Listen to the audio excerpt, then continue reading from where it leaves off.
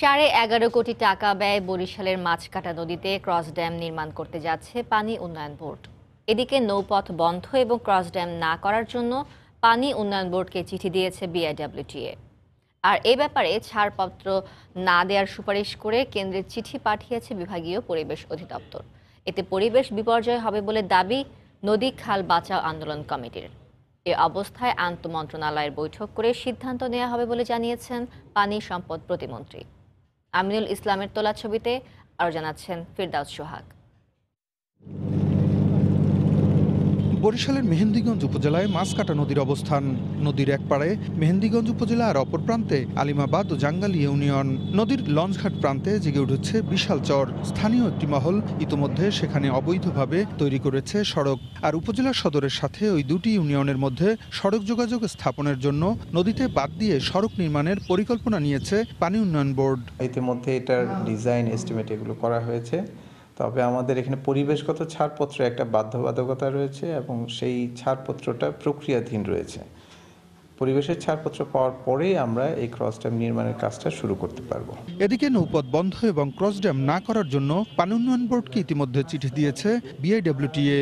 উক্ত নৌপথ দিয়ে যাত্রীবাহী লঞ্চ ও অনেক পণ্যবাহী নৌযান চলাচল করে। আর এই বাঁধ যাতে না দিতে পারে বিআইডব্লিউটি পানি উন্নয়ন বোর্ডকে চিঠি দিয়েছে। নদী রক্ষার্থে আমরা সর্বাত্মক চেষ্টা চালিয়ে যাব। অন্যদিকে ছাড়পত্র না দেওয়ার সুপারিশ করে কেন্দ্রে চিঠি পাঠিয়েছে বিভাগীয় পরিবেশ অধিদপ্তর। পানি উন্নয়ন বোর্ডকে পরিবেশগত প্রভাব সমীক্ষার রিপোর্ট দাখিল করতে বলা হয়েছে। এই রিপোর্ট দাখিল করার পরে বোঝা যাবে যে পরিবেশের উপরে এই ক্রস ড্যাম কি প্রভাব ফেলবে। ক্রস ড্যাম হলে পরিবেশ বিপর্যয় ঘটবে বলে মনে করছে নদীখাল বাঁচাও আন্দোলনের এই নেতা। মৎস্য সম্পদ হারিয়ে যাবে, সেখানকার মানুষের যোগাযোগ ব্যবস্থা, সেখানকার অন্তরায় তৈরি করবে, নদী শুকিয়ে যাবে, কোনো নদী ভেঙে যাবে এবং এর প্রেক্ষিতে একটি এলাকাগত একটা ব্যাপক বিপর্যয় মানে পরিবেশগত বিপর্যয় ঘটবে। এই অবস্থায় পানি সম্পদ প্রতিমন্ত্রী জানান আন্তঃমন্ত্রণালয়ের বৈঠক করে সিদ্ধান্ত নেওয়া হবে।